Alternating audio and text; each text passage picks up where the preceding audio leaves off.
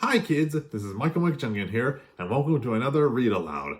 And today, for this month, I'm going to be reading a story called Sylvester and the Magic Pebble by William Stieg. Let us begin. Sylvester Duncan lived with his mother and father at Acorn Road in Oatsdale. One of his hobbies was collecting pebbles of unusual shape and color. On a rainy Saturday during vacation, he found a quite extraordinary one. It was flaming red, shiny, and perfectly round, like a marble. As he was studying this remarkable pebble, he began to shiver, probably from excitement, and the rain felt cold on his back as well. "I wish it would stop raining," he said. To his great surprise, the rain stopped. It didn't stop gradually as the rain usually does. It ceased. The drops vanished on the way down. The clouds disappeared, everything was dry, and the sun was shining as if rain never existed. In all of his life, Sylvester had never had a wish gratified so quickly. It struck him that magic must be at work, and he guessed that the magic must be in the remarkable-looking red pebble, where indeed it was. To make the test, he put the pebble on the ground and said, "I wish it would rain again." Nothing happened. But when he said the same thing, holding the pebble in his hoof, "I wish it would rain again," the sky suddenly turned black, and there was lightning, and a clap of thunder, and the rain came shooting down.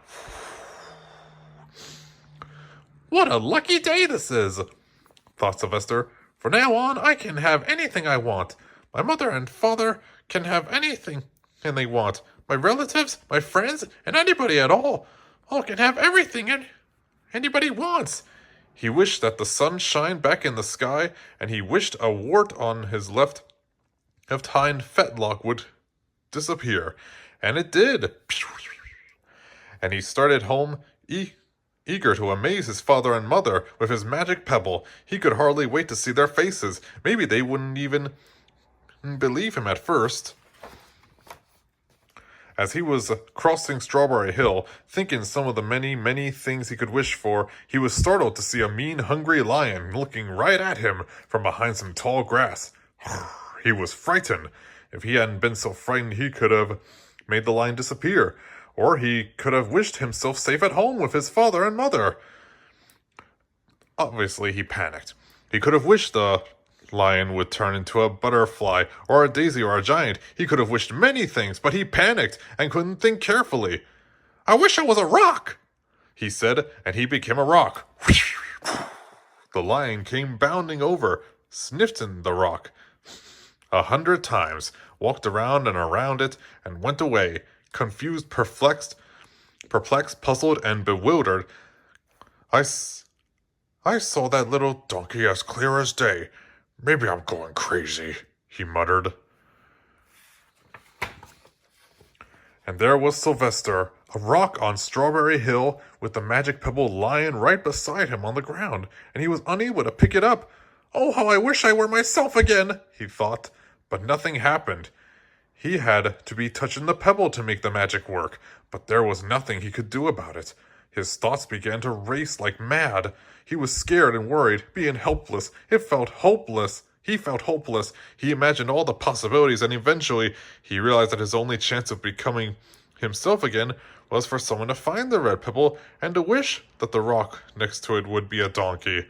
Someone would surely find the red pebble.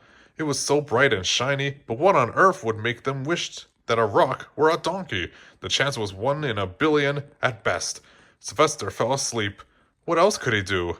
Night came with many stars. Meanwhile, back at home, Mr. and Mrs. Duncan paced the floor, frantic with worry. Sylvester had never come home later than dinner time. Where could he be? They stayed up all night wondering what had happened, expecting that Sylvester would surely turn up by morning, but he didn't, of course. Mrs. Duncan cried a lot, and Mr. Duncan did his best to soothe her. Both longed to have their dear son with them. I will never scold Sylvester again as long as I live, said Mrs. Duncan, no matter what he does. At dawn, they went about inquiring of all the neighbors. They talked to all the children, the puppies, the kittens, the colts, the piglets. No one had seen Sylvester since the day before yesterday. They went to the police. The police could not find their child.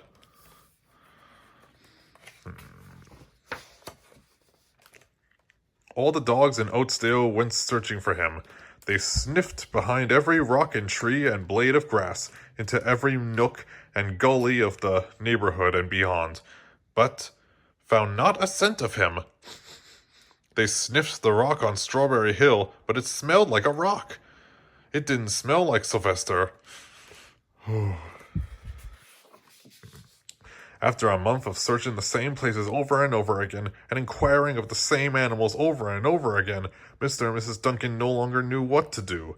They concluded that something dreadful must have happened, and they would probably never see their son again, though all this time he was less than a mile away. They tried their best to be happy, to go about their usual days, but their usual ways included Sylvester, and they were always reminded of him. They were miserable. Life had no meaning for them anymore.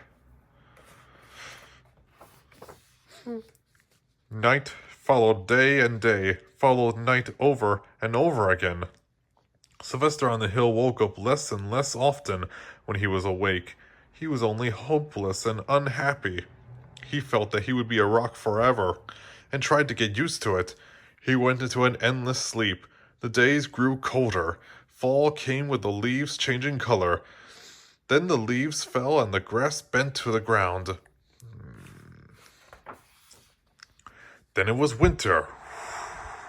The winds blew this way and that. It snowed. Mostly the animals stayed indoors, living on the food that they had stored up. One day a wolf sat on the rock that was Sylvester and howled because he was hungry. Hurroo! Then the snows had melted. The earth warmed up in the spring sun and things budded. Leaves were on the trees again. Flowers had showed their young faces. Yeah, sounds like it's been like more than a month. More than 2 months, I say. Anyway, one day in May, Mr. Duncan insisted that his wife go with him on a picnic. Let's cheer up, he said. Let us try to live again and be happy, even though Sylvester, our angel, is no longer with us. They went to Strawberry Hill. Mrs. Duncan sat down on the rock. The warmth of his own mother sitting on him woke Sylvester up from his deep winter sleep.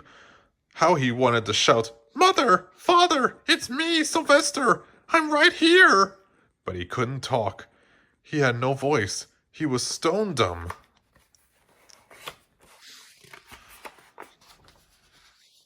Mr. Duncan walked aimlessly about while Mrs. Duncan set up the picnic food on the rock.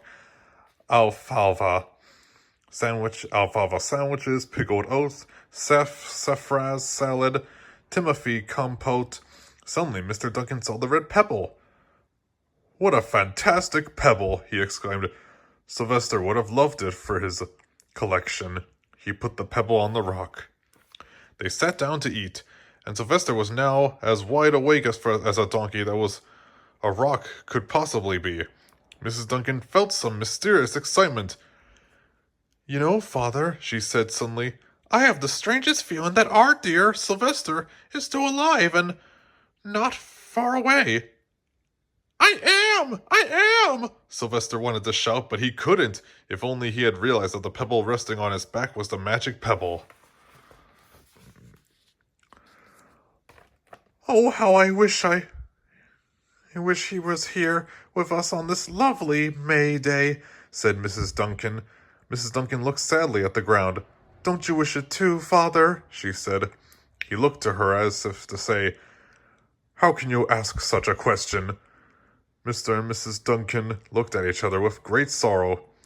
I wish I were myself again. I wish I were myself again. I wish I was my old self again, thought Sylvester, and in less than a minute, he was. You can imagine the scene that followed. The embraces, the kisses, the questions, the answers, the loving looks, and the fond exclamations. Sylvester! Oh. When they had eventually calmed down a bit and had gone home, Mr. Duncan put the magic pebble in an iron safe. Someday they might want to use it. But really, for now, what more could they wish for? They had all that they had ever wanted right here. The end. Oh, that sounded freaky. Yes, Panda, it surely was. But, I mean, yeah, it does sound freaky, but that was Sylvester and the Magic Pebble, and I hope you kids enjoyed this story. And, yeah, hope you guys liked it, and be sure to join me for later this month when I do another read aloud, and I'll see you guys next time. Bye!